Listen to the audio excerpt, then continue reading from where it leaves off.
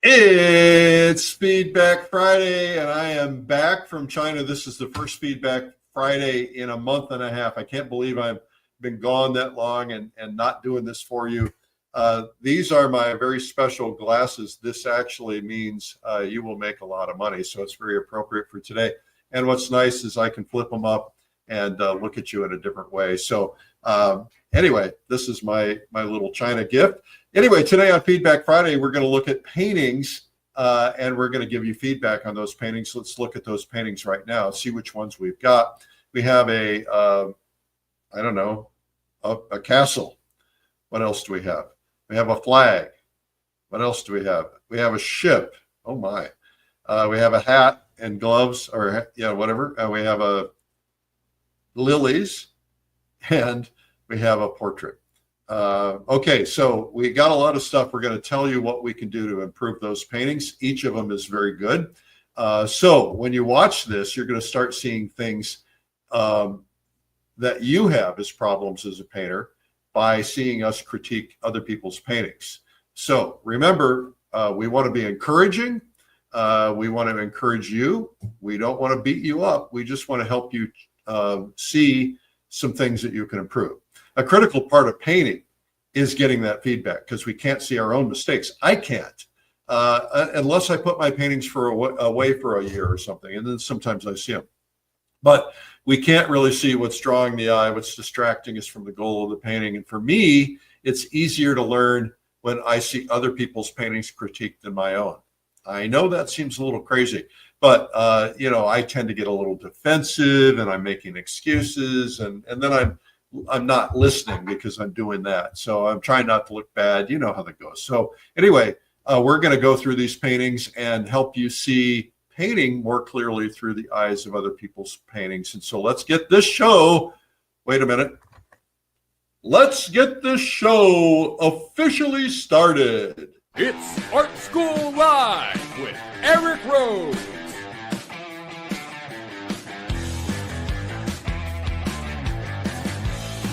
Now, here's your host, Eric Rhodes.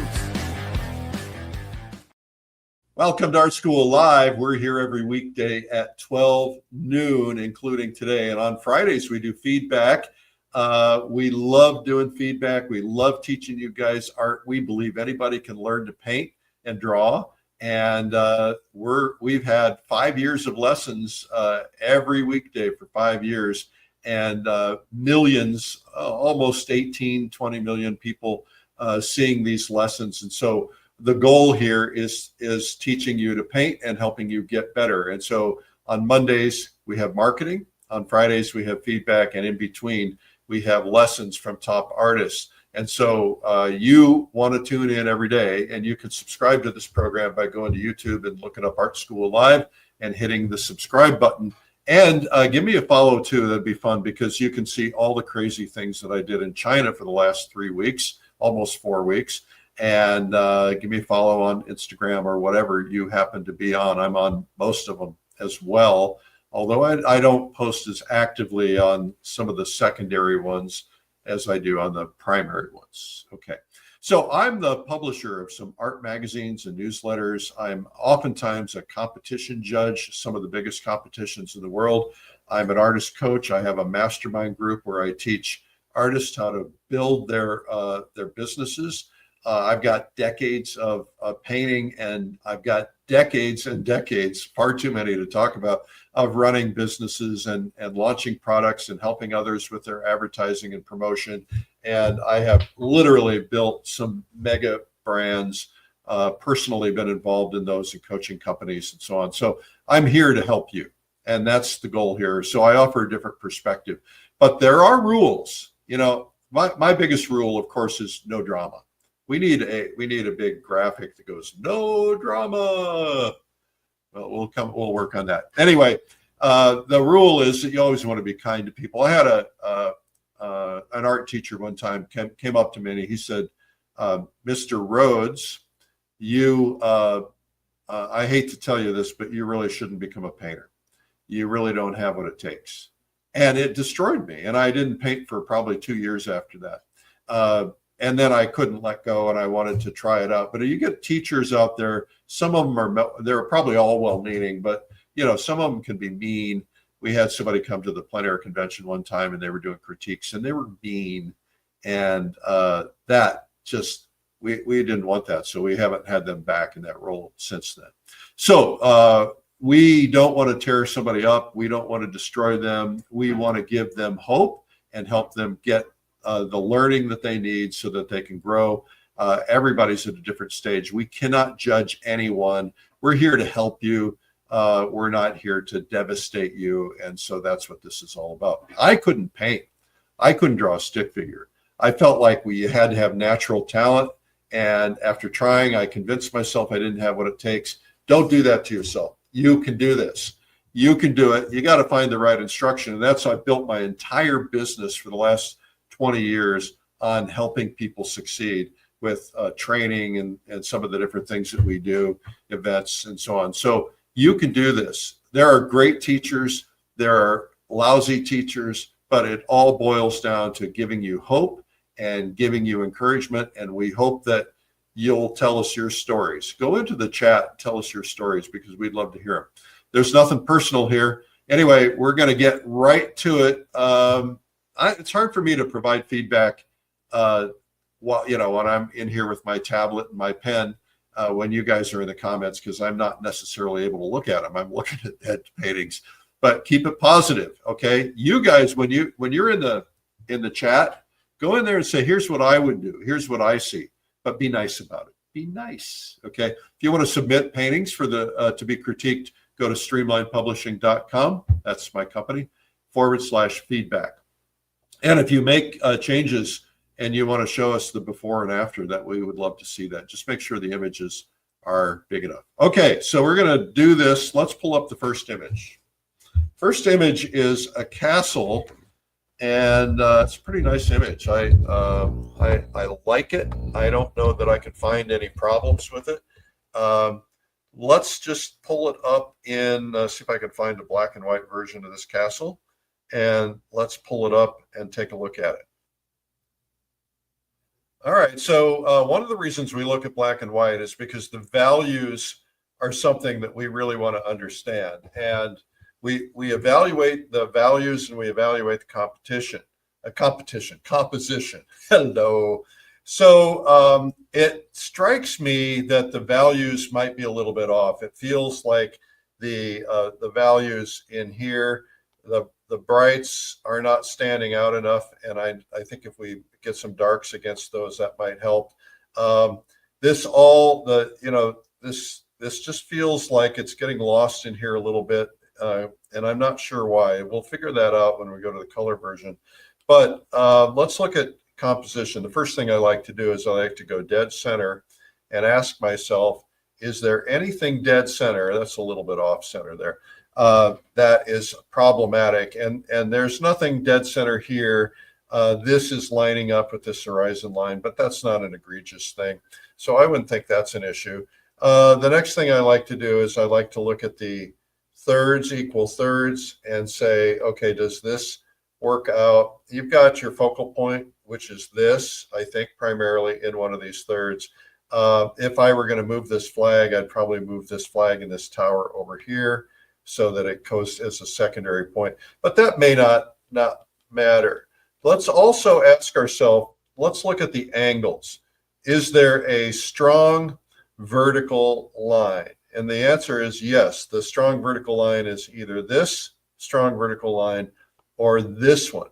Now, the reality is that you can have as many vertical lines as you want, but you want to have one that is dominant.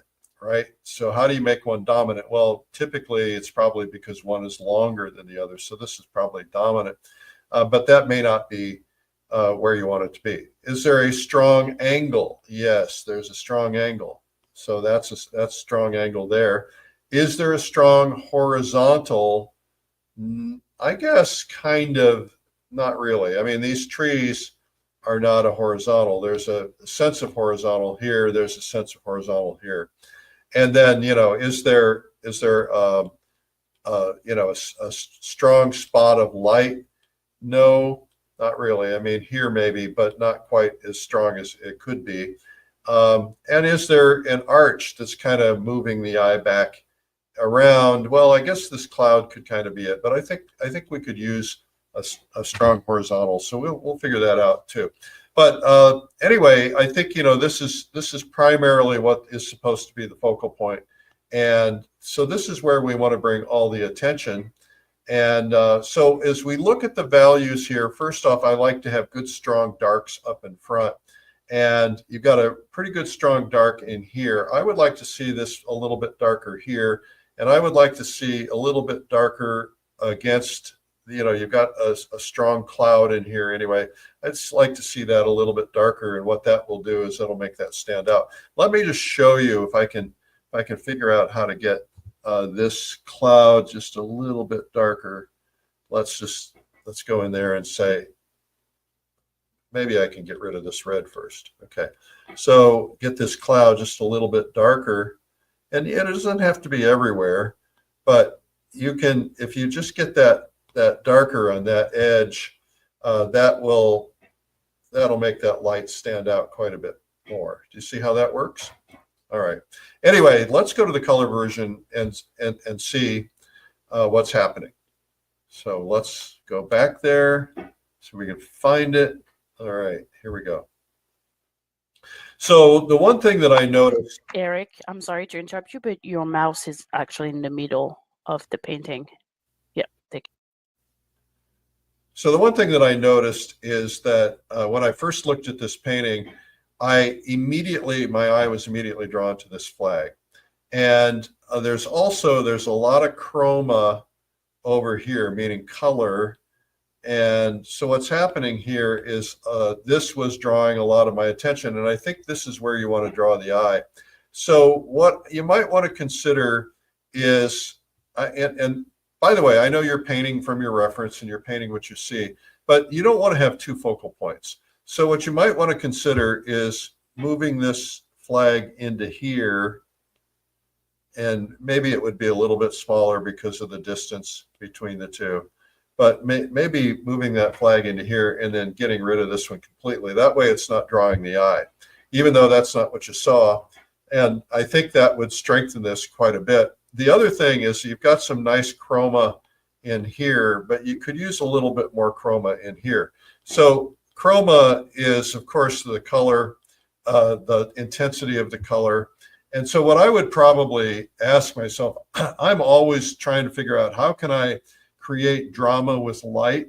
And drama with light is using oranges or yellows, and oftentimes, and really trying to enhance things. So,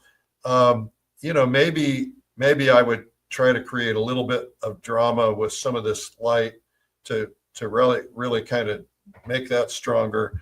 And then, maybe just make the chroma a little bit stronger in the tower. Chroma, this tower, when light hits something, it's pretty chromatic. And I would put some of that in here, but I would kind of mute back, kind of like this is muted back over here. I'd probably mute back some of this over here because I don't want to bring as much attention to it. And so this is going to draw a lot of attention. Then I would just pump up the light, try to figure out how to pump up the light on the edge of this. And, like the light is really grabbing attention. And this is where you're going to put all the attention of this painting. All of this stuff is secondary, and it really doesn't really matter that much. It gives you the sense of castledom, but you don't need too much on it. And then if you get a good strong dark in your greenery down here, and I like to get some solid shapes once in a while. Not everything has to be completely leaf filled. You can put the sense of a little bit on it, and that will do that. And you might want to consider maybe even on some of this greenery, looking for an opportunity to just throw a little bit of, that's too dramatic, but throw a little bit of greenery, just a little light on some of this greenery in here. So it's kind of like, oh yeah, there's some light. It just tells you there's some light. Now you have a nice strong vertical here. We don't really have a really strong horizontal. and it would be nice to have one. So I think what I'm going to do is I'm just going to make this cloud more of a horizontal in here. And it doesn't have to be perfect, but it just gives that sense of a strong horizontal in the composition, and that will help it quite a bit. I recently took a wonderful course on composition, so this is hot in my mind. And so obviously I would soften this, and maybe I would bring that down so that it's in here. That's probably what I would do, is bring that composition down a little bit.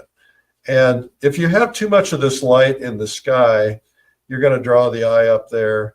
So maybe what we want to do is just make this all about the tower, excuse me, and make this just a stronger composition by doing that. And I might even mute back some of this other stuff just a little bit darker. Let's see if I can do it. Losing my voice. I'm not used to talking because in China, I don't have anybody I can talk to other than a translator.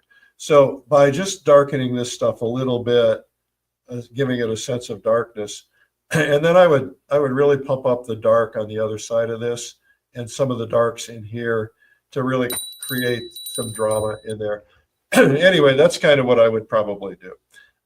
Here we go. Let's go to the next one. What do we have next?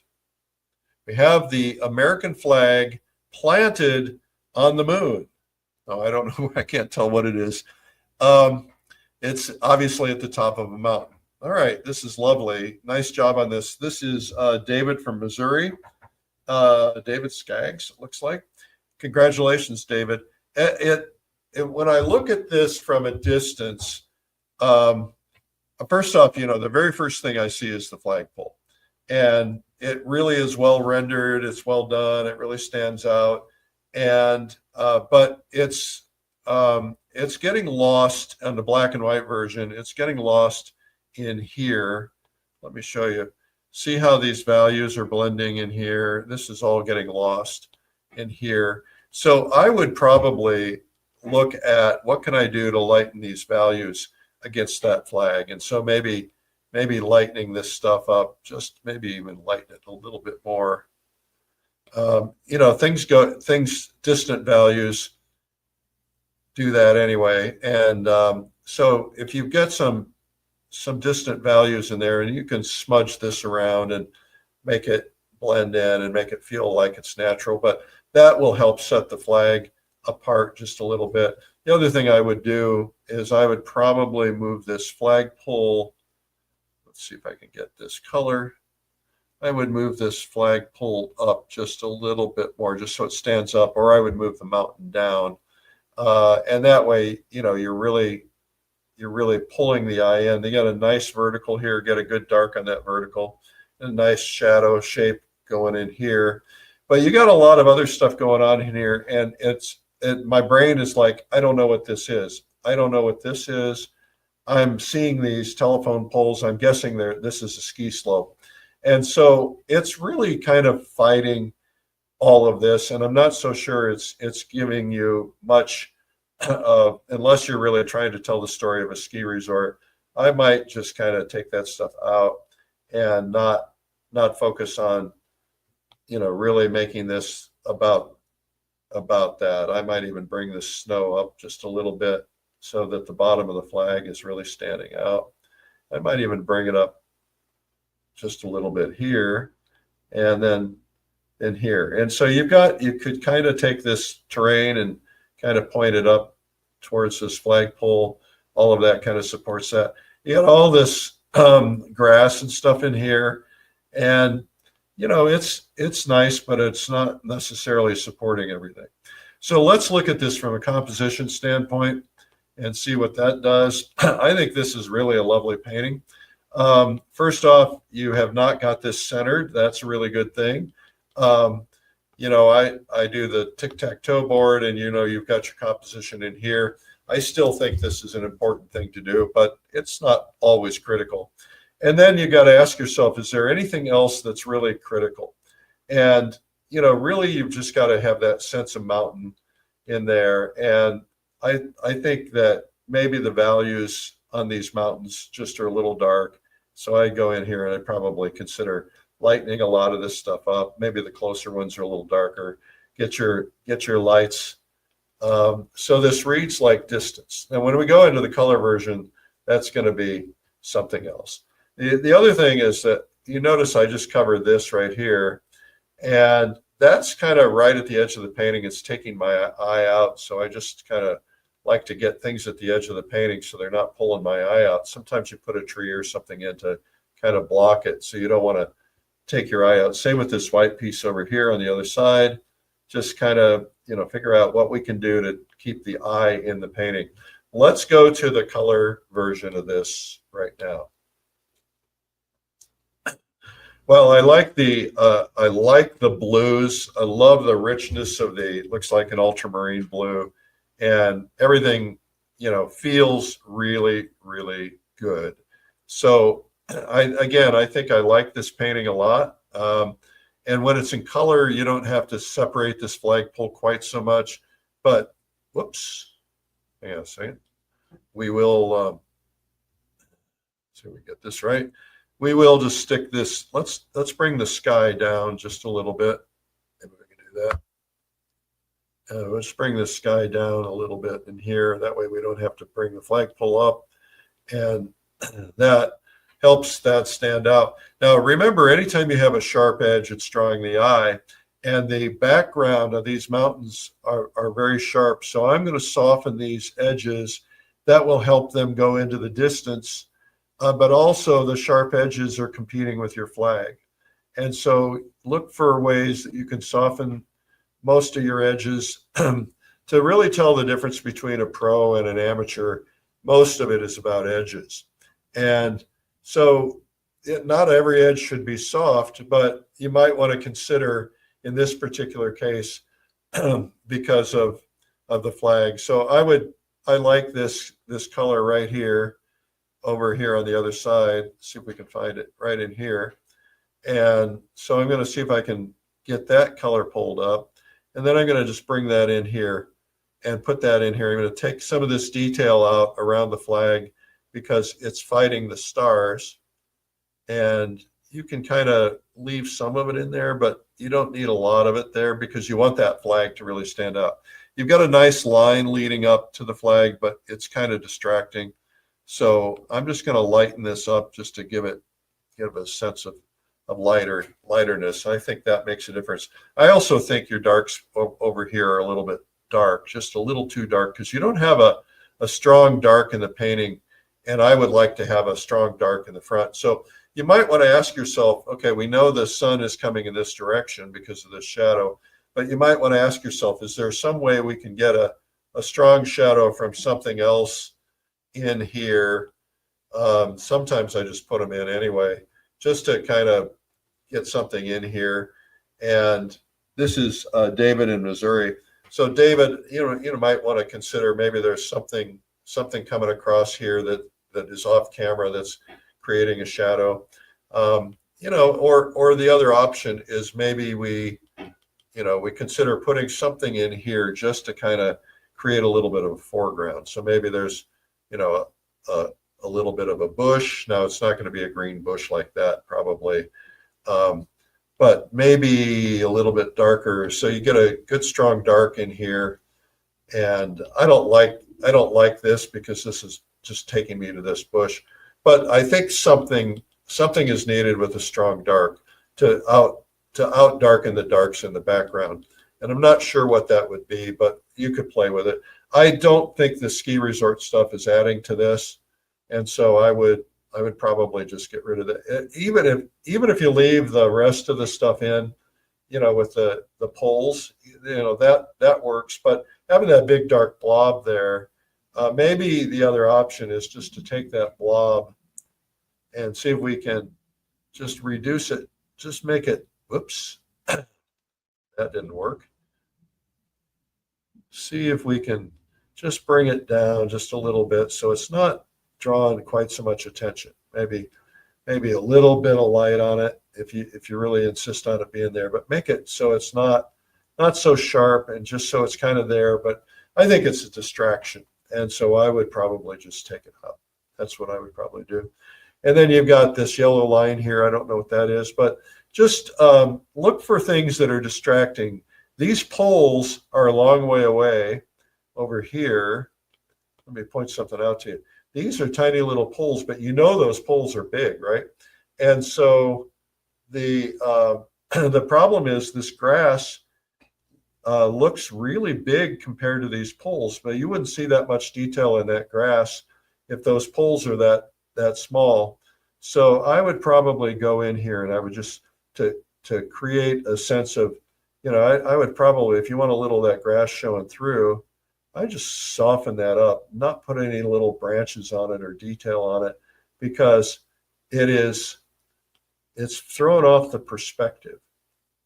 So, if you wanted to put some of that in to indicate that it's detail, this would be a great opportunity to do your, to do your sense of detail coming out of one of these things in here. And then the other thing is that you've got this big patch of white, and I think that's fighting you a little bit. So I might, again, look for an opportunity. There's something over here, maybe a mountain is casting a shadow. And so let's just look for a way that we can, maybe put a cast shadow in here from something, a mountain or something, so that it's just kind of making it so it's not a big blob of white. It just feels to me like it needs something. That's probably a little bit light. I would probably go in here and make that a little bit darker. But if we did that, we're competing right now with this dark in the background. So I would probably go in here and lighten this up in here. Right. So you get that sense of separation. Anyway, I think that's nice. Now, the other thing, David, is if you want, because it's a warm day, it looks like it's cool up there, but because it's a warm day, you might want to throw a touch of yellow into the snow, or on some highlights, and you might want to throw a touch of yellow into the whites of this flag, and maybe a touch of yellow on the flagpole so that you're drawing attention to it. Okay, let's go to the next one. Nice job on that, David. What do we have next? We have a stormy sea scene. It's easy for me to say. Wow, I don't want to be there. That's scary. All right, Elaine Furman in Florida. You've created a sense of drama and emotion. Congratulations on that. I look at this and I go, this is scary. I don't want to be there. And that wave is about 30 times bigger than that boat. And it's like, oh no, we're going to die. We're all going to die. So I don't know if the wave would be that big in comparison to the boat. It might be, but it seems like it might be a little big, but you've kind of sent the idea here. So let's first off look at composition. You have you've put the tip of your wave right here in the middle. I don't think that's a problem. There's nothing on the horizon line here. I don't think that's a problem. And the question is, what's the focal point? Is it the wave or the boat? And maybe it could be both. I like to do my tic-tac-toe grid. You've got your boat right here. That's good. And you've got your wave kind of here in this, and I think that's good too. So I'm not sure exactly what to say about this, other than the fact that I think your rendering, Elaine, is the perspective feels a little bit off in this boat. And I'm not sure, you probably had a photo reference, but it feels to me like it just isn't quite rendered the way it should be. It feels like it's just a little bit off.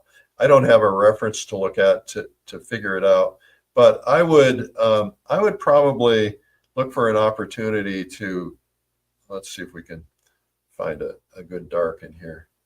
Look for an opportunity to get a really strong dark on this, because you want it to really stand out and get some good darks in there.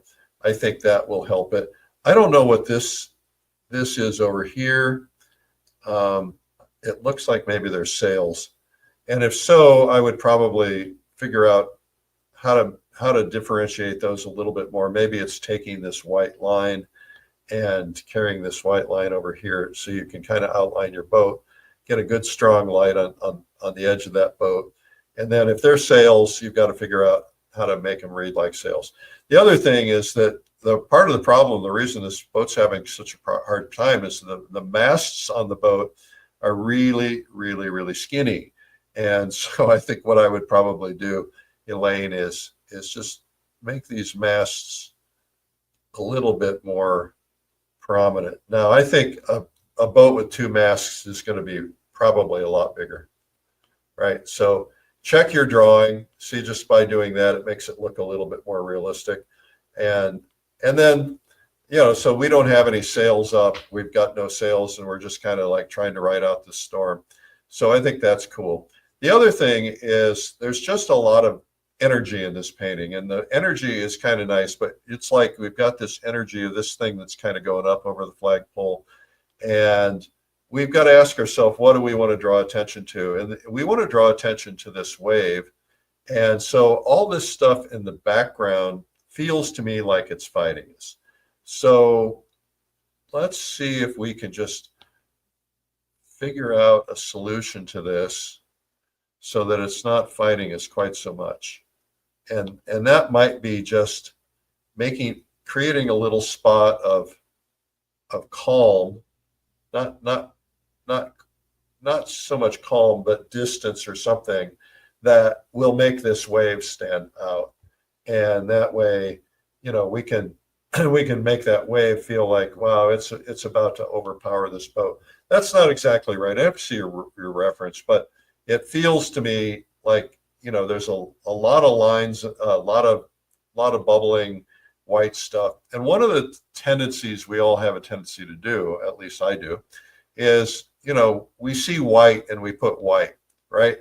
But the reality is, if you look at a waterfall or you look at something else, there's a lot of muted color in that. And I would try to get all these whites really reduced down, and then make your whites, where you're putting your power whites, put them in like at the edge of this thing that's going to just come over and crash into this boat. That's what I would do. Let's look at the color version. That would help probably tremendously. If I can find it. There it is. Okay. Yeah. So when I see these sails, I assume they're sails. Just by changing the color of those, you could probably make that feel a little bit different, you know, just make those like a different color. And then, you know, again, this boat feels to me like the drawing is a little bit off. So I would, you know, I go in here. First off, that boat is black. And I don't know, there's probably not a lot of black boats out there. You know, your brain might be telling you it's black, but maybe get a stronger color on it. Let's extend it down. Let's get some of this other color. Let's get this boat looking a little bit different. And then let's get a strong mast in there. And again, we did that already. So good strong mast, and then good strong dark on the inside of this boat. You've got a lot of little white spots everywhere, and I think we need to reduce that down. Now, when you look at a wave, the underside of a wave is catching the light, and look at your reference. It might or might not be catching the light, but you might want to consider throwing a little bit of light color in here, breaks up all this blue, you know, so the light is coming around, and I probably look for a way to strengthen this over here. You know, something a little bit darker. And then I don't know. I mean, this is a hard one for me, but I do think that all this background is fighting it. So I think we're just going to go in here and we're going to smudge it. That might be the sky. I can't really tell, but it's just fighting the painting.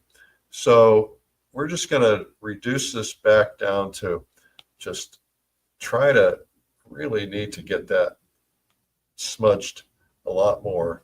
And this isn't really helping me, but anyway, I think just reduce down this white in here, some of the stuff we talked about, and really, you know, where's the eye going to go? Get rid of a lot of the whites, make them in terms of grays or blues and greens, and try not to make that stuff quite stand out quite so much.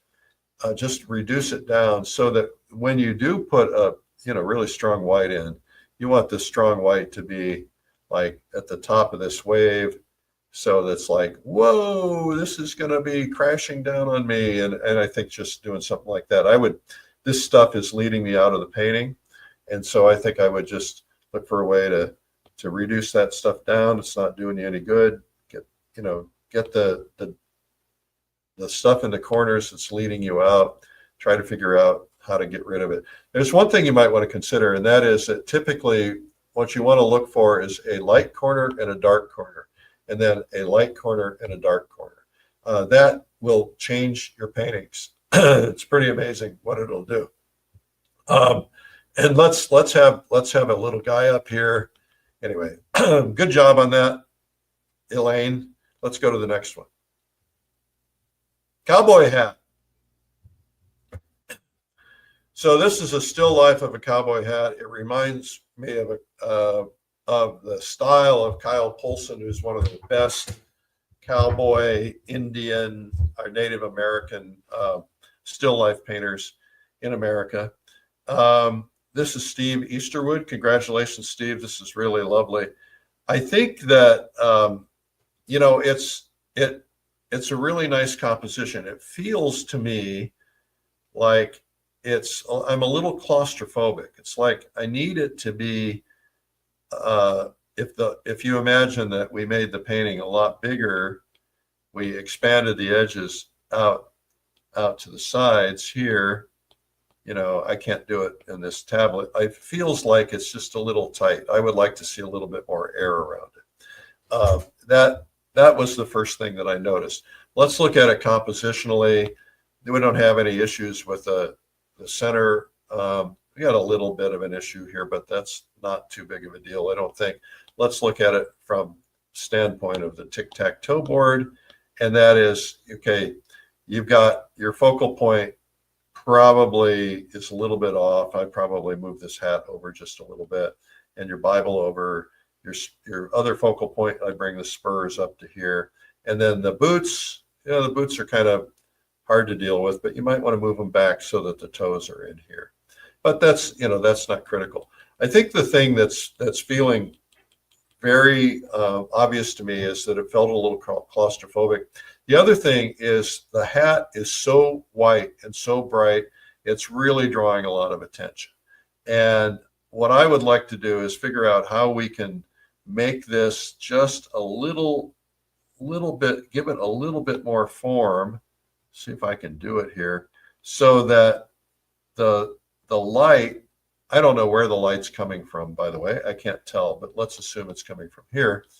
Then I think what we want to do is look for a way to get the light to pop, so it's not everywhere. So it's really standing out on the front of the painting. And so it'll just give it a little bit more form. And so the way to do that is just to give it a little bit darker in the back here and in here and in here, and then just kind of ease it forward to get your good strong light in here, and then your variations in here. So you want to create a gradient. So a gradient would be, if this is a ball, you got different layers. So this is going to be darker here, less dark, brighter here. So that kind of a thing. I think that would help. I like the fact that it's sitting on top of a Bible. I think that's kind of cool, tells a story.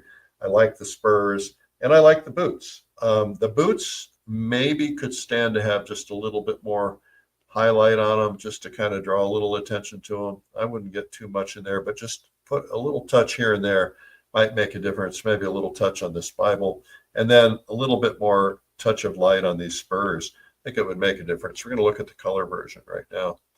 We can find it. Here it is.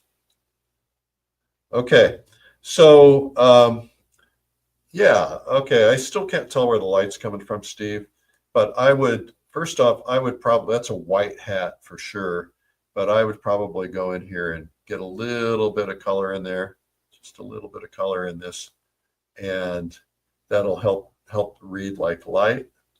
And what I'm wondering is, if you got this strong light here, why don't you have strong light on the boots, right?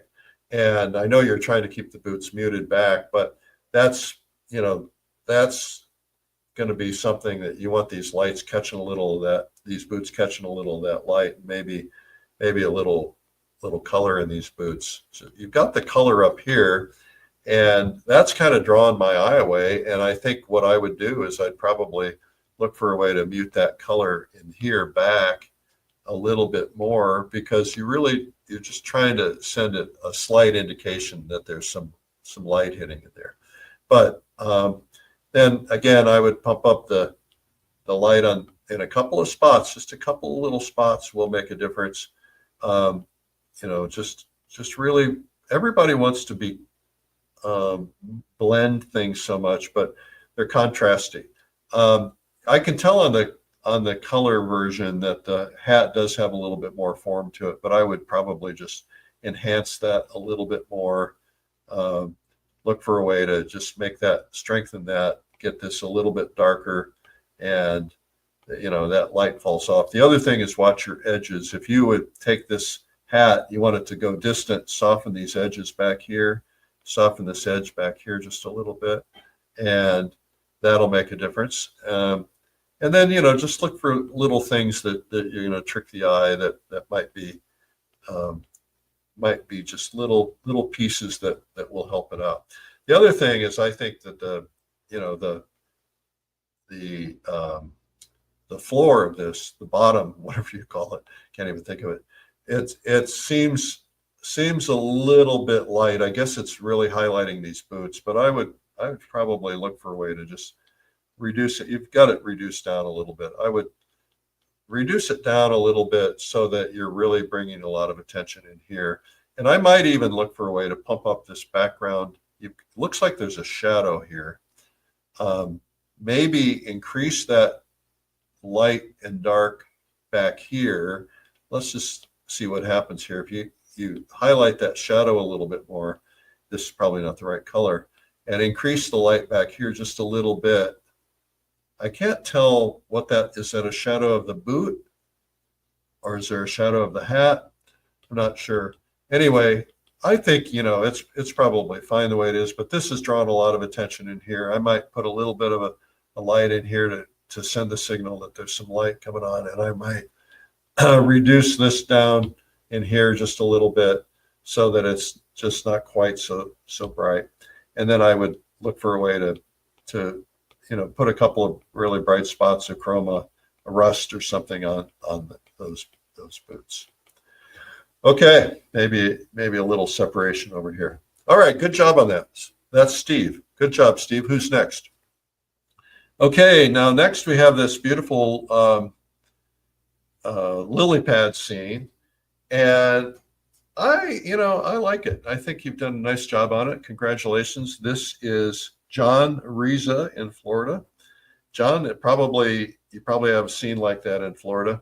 Let's look at the values. Look pretty good, but I would just say this, that you want things to recede. So let me just give you an example. If this is far forward, first off, you've got perspective, right? So at some point in here, there's a horizon line, and so you've got perspective, and things are going to they're going to be bigger up front, smaller, right? Okay, so you've got that pretty well. What I would probably do is I would look at this and say, make these a little bit bigger in here, and so that you can get that sense those ellipses are getting a little smaller and smaller and smaller and smaller, right? So that will help it considerably. The other thing is, what you want to do is make sure that when we're going in the distance, right? If this is going backwards, so this would be darker here, less dark here, less dark here, less dark here, less dark here, and sometimes you want to fake it. There was an artist by the name of Frank Serrano. He the master of faking distance. I mean, he's really good at it. He really pushes distance. And so if you've got a dark up here, you don't want that same dark back here, especially on a painting with there's not a lot of distance. So these darks in here seem like they're way too dark because they're the same as these darks up front. So get a good strong dark up front and then move it backwards, and you'll find that that will serve you really, really well. So we didn't look at composition, so we're going to undo all this stuff and look at the composition here for a second and see what we've got. First off, dead center. You don't even have, you got a little tree dead center. That's not bad. This is not a problem either way. So this is good.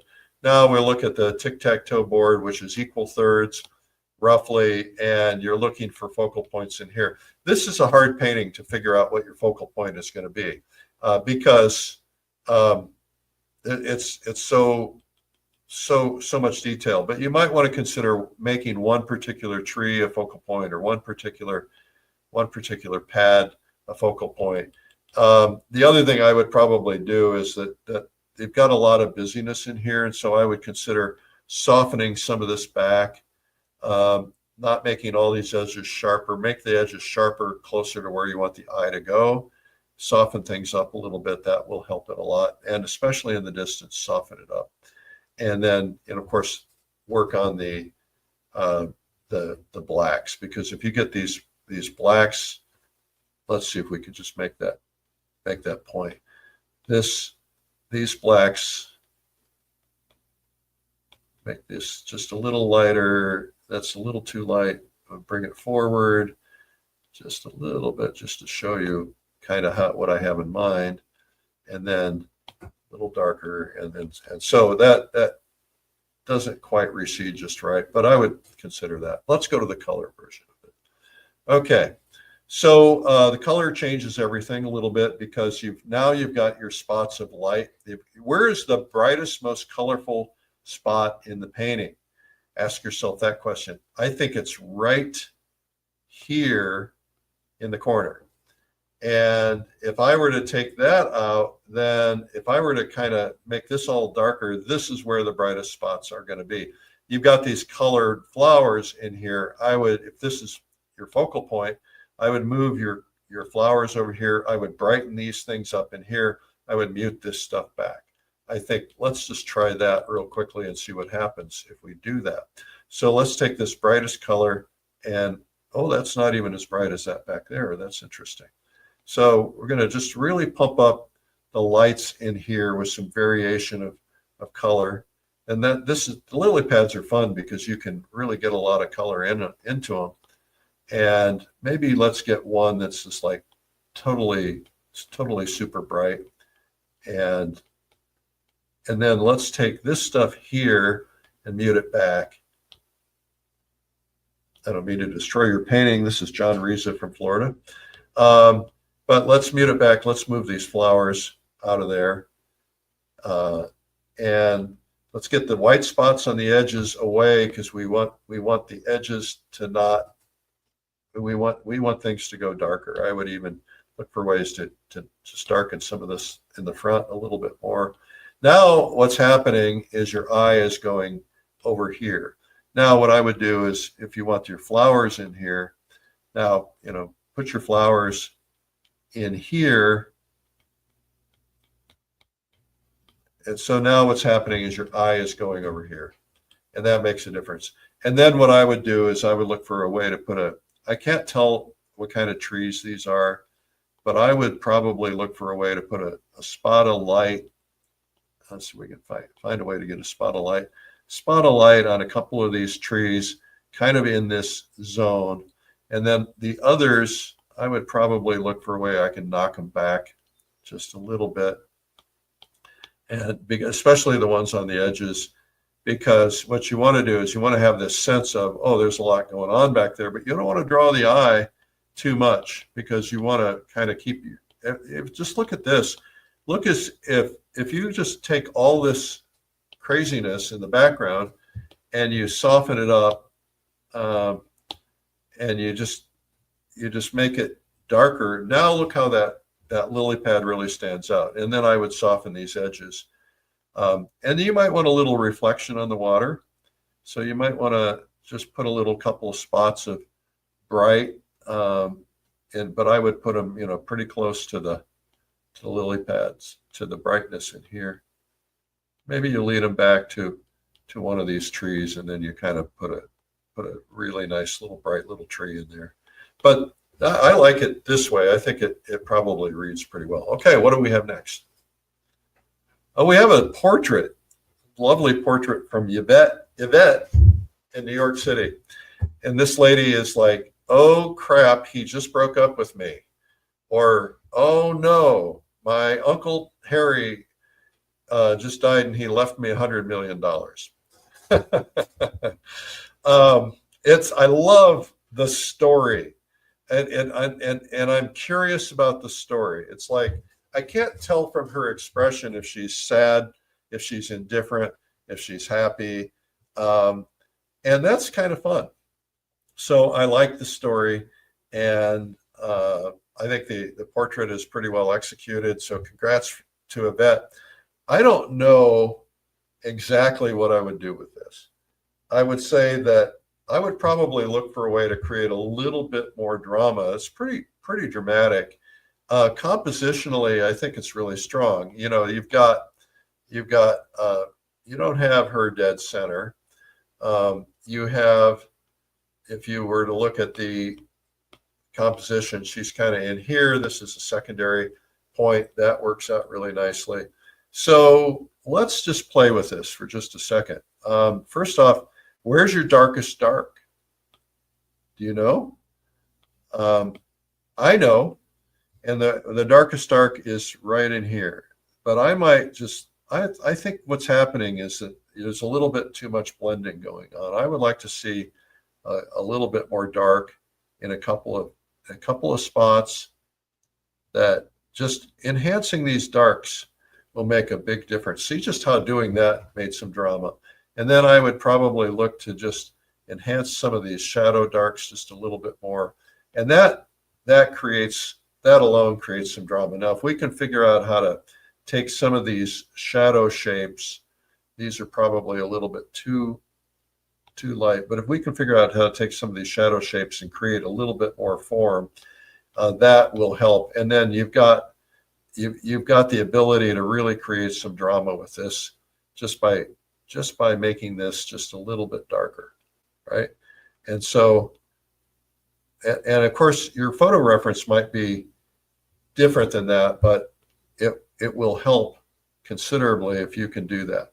And then also look for where you can pump up the brightness on this painting. You've got some bright spots. The brightest spot is the letter and the light in the background. But what if we can figure out how to really bring some attention to her, to a couple of the brightest spots for her.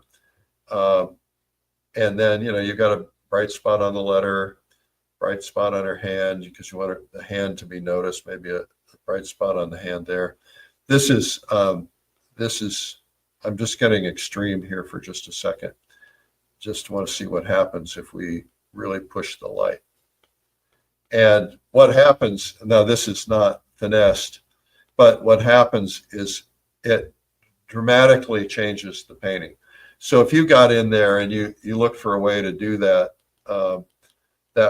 I think that would help it. Now you have to do that subtly, right? So it's not going to be quite that bright in all spots, but look for a way to do that. I think that'll do it. Then I like the background, but let's see if we can make that a little bit more dramatic. You notice we haven't even gone to the color yet, but if we strengthen,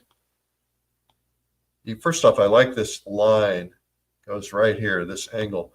If we can really make this dark back here and maybe soften those window thingies, but make this a lot darker, I think it creates a lot of drama, create some Rembrandt feel for this. Rembrandt, with some good dark split light, and I think that could help it. Let's look at the color version. Wow. Okay, so color version is really dramatic. I think something She's tried to do the transparency in the fingers here. I think that's kind of fun. I'm not sure if it's working, but it's pretty close to working. I think the letter itself, the shape of the letter is kind of bugging me. I think what I would do is I would probably not emphasize all these folds and stuff quite so much. I think it's drawing a lot of attention, and maybe that's the goal. But I would definitely get your darks in here a little bit more. And then if this background is in shadow, it's probably not going to be as warm. Now you're probably seeing warm in your photo reference, and maybe it's warm, but you might want to consider the juxtaposition between warm and cool. So purples and yellows are really beautiful together, right? Because they're complementary colors. And so you might want to consider getting a cool in there in your background. She's got transparency in the letter. That's nice. Good job, Yvette. And maybe getting a cool on these window thingies so that the shadow, it was just like too warm. Now what's happening is it's not distracting from her, it's actually strengthening her. I might even consider making this window just a little bit smaller, just a little less dominant. So you just still know it's there, but that way what's happening is it's not having this big spot of light. And I think that kind of helps it. And then now the light is coming from the window from the side, but I still think we need to look for pumping up the light, but just getting rid of that brightness in the background, all of a sudden it makes this other stuff stand out. So maybe just look for ways that you can enhance these darks just a little bit. This stuff we talked about, and then look for ways that you can enhance the light. Try to not overblend everything too much, and that'll make a big difference. But I think this is lovely. I would reduce the light on the neck a little bit if you can, because you want to. I'm not saying get rid of it, but what you want to do is not call too much attention to there, and then you want to really figure out how to pump up your lights, in a couple of spots, and of course your mid-tone lights in there. Figure out how to get those. That's too much, but just work on subtly changing the light just a little bit, making it pump up just a little bit more, and I think it will dramatically impact this painting. I think it's beautiful, by the way. We do want some light in there, but let's just reduce this down just a little bit. So it's, again, we're not trying to draw a lot of attention to her body or to her breasts or anything else. We're trying to really draw attention to this letter. Let's see if I can get this. So maybe all this stuff is less important.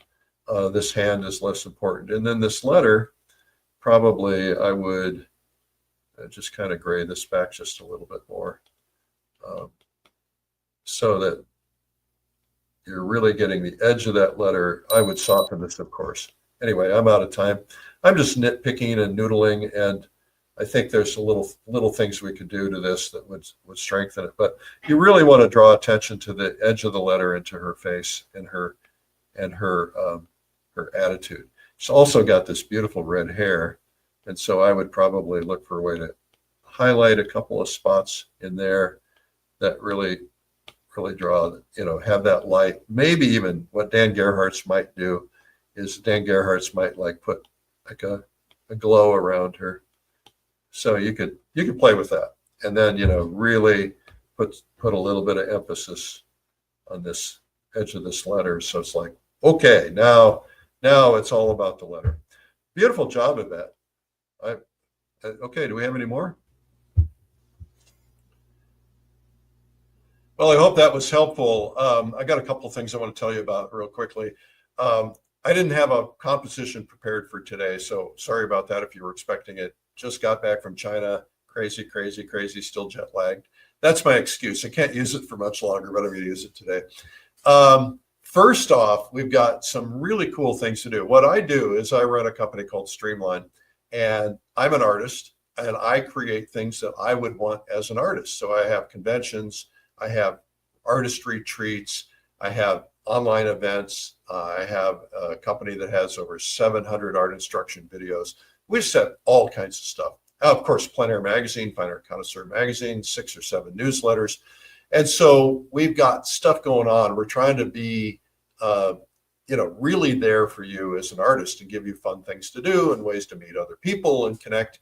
And one of those ways is called Gouache Live. Gouache is very hot. Gouache is a medium that is in between watercolor and oil. It's opaque like oil, but it paints like watercolor. It's water soluble. A lot of artists are using it for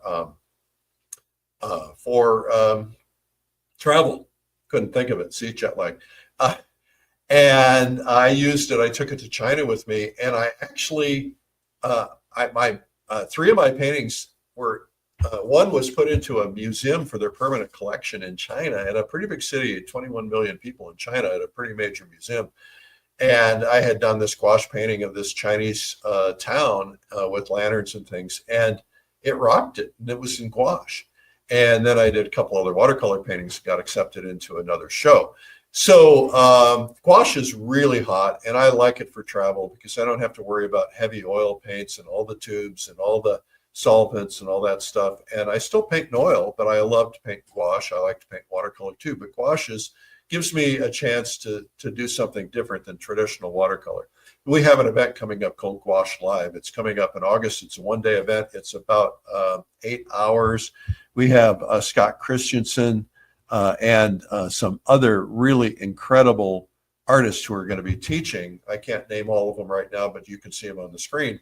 And it's less than you would spend at Starbucks for 2 people and a couple of Danish, right? So it's coming up the 23rd of August, and it's a Saturday, and it's pretty much full day. And you're going to learn some of the great landscape tricks and floral tricks and things in painting from gouache. So you do not want to miss that. That's Gouache Live online. Just go ahead and sign up. I think it's dirt cheap. I mean, it's really not very expensive at all. We're trying to get you some new forms of training with some one-day events. And so that's pretty cool. I also have another one-day event coming up. It's called Art Business Mastery Day. That's going to be in November. And last year I had several thousand people attending, and they want it again. You can still get the replays of last year's if you missed it by going to artbizmastery.com. But you can sign up for next year's event in November. I'm going to have top people teaching art marketing and art business. I've got a couple of people signed up already. I've got Andrew Tischler is going to be there. I've got a lawyer who's going to be potentially a lawyer who's going to be teaching you about copyrights. And we'll do a lot of things about Instagram and other things that are going to be important for selling artwork. That's on November 15th. Do yourself a favor. It's very inexpensive. Go ahead and sign up for that because you will not regret it. It's really terrific. That's artbizmastery.com. And one of my favorite times, one of the favorite things to do, as I get to a stage in my life where you're like, okay, I got to get a lot of stuff done. The best stuff for me is I love to go painting, and I love to go painting with friends. And I would rather paint with friends than by myself. It's very social for me. And I like to go explore places I've never been before. So we do this event. It's a retreat called Fall Color Week. And we do it to find the best color and the best scenery. And we've been to all over the country and Canada.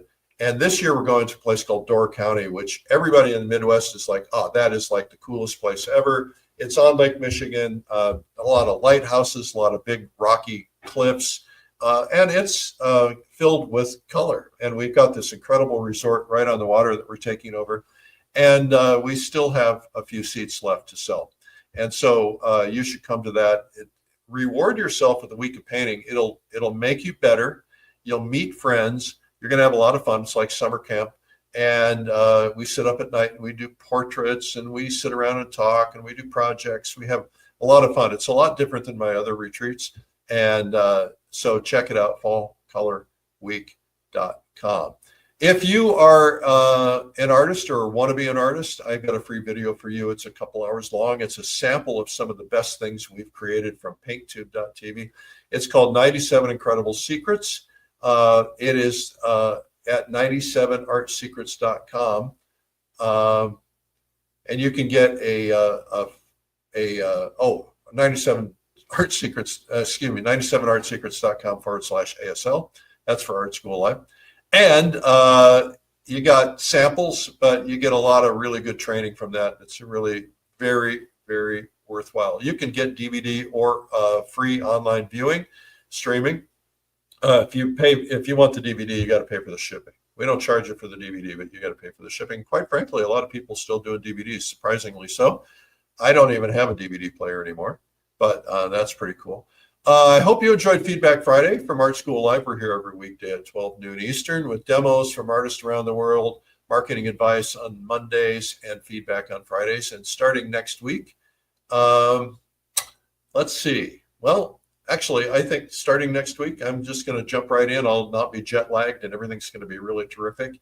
And I've been gone for a while, so it's time for me to get back to work. So. And I'm going to get out in my boat. I'm in the Adirondacks now. I'm going to get out in my boat and go painting this weekend. So I'll let you know how that goes. Hey, thanks for being here. Happy Friday. And make sure to send something in to us if you want to be critiqued. The way to do that is just go to streamlinepublishing.com/feedback.